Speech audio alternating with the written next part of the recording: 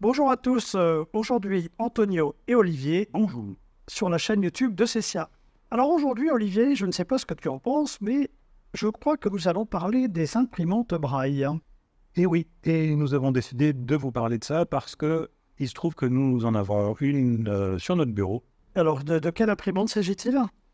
Alors, il s'agit d'une index basique D. Bon, basique, il reste plus que ça de toute façon, en version 5. Ok. Alors la première chose, tu vas me dire si c'est normal ou voilà, il n'y a pas d'écran sur l'imprimante, on est d'accord? Et non, il n'y a pas d'écran sur cette imprimante, mais il y a un retour vocal de bonne qualité, sachant que par défaut, l'imprimante est toujours configurée en langue anglaise. Il me semble que l'une des premières choses que tu voulais faire, c'était justement montrer à l'utilisateur comment faire pour basculer rapidement en français. Oui, tout à fait.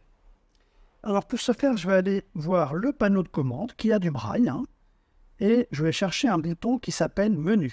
C'est du braille américain, mais ça n'a pas une grosse incidence ici. Non, là en l'occurrence pour ce qu'on veut faire, ça n'a pas d'incidence. Donc j'appuie sur ma touche menu. Open menu mode. Donc vous avez vu qu'en anglais, il nous a dit qu'il ouvrait le mode menu. Et je vais utiliser ma flèche bas pour descendre dans mon menu. Print. Braille Et layout. voilà, je vais là-dedans dans l'item communication parce que c'est là que je vais pouvoir trouver USB.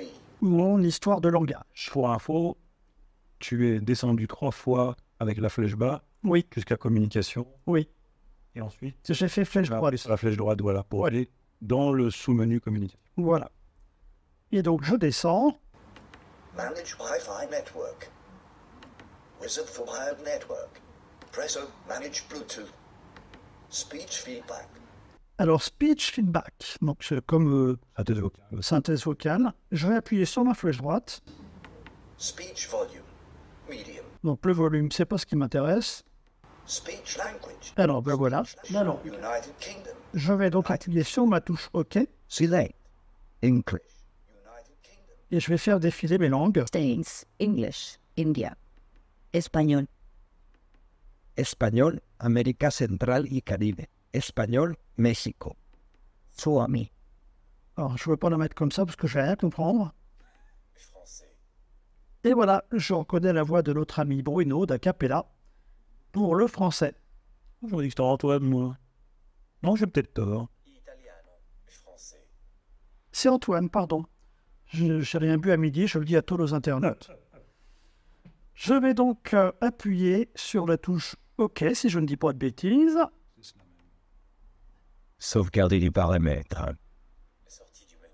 Voilà. Et notre imprimante, désormais, parle français. Démonstration par l'appui sur la touche menu. Ouvrir le menu. Imprimer. Mise en page braille. Communication. Voilà. Et pour sortir du menu sans faire quoi que ce soit, je rappuie sur ma touche menu.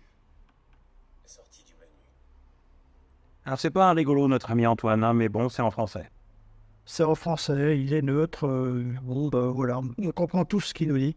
Donc voilà, c'est important cette petite mise au point parce que c'est vrai que l'imprimante, quand elle arrive chez vous, elle est en anglais. Et donc ça vous donne la façon de faire pour la mettre en français.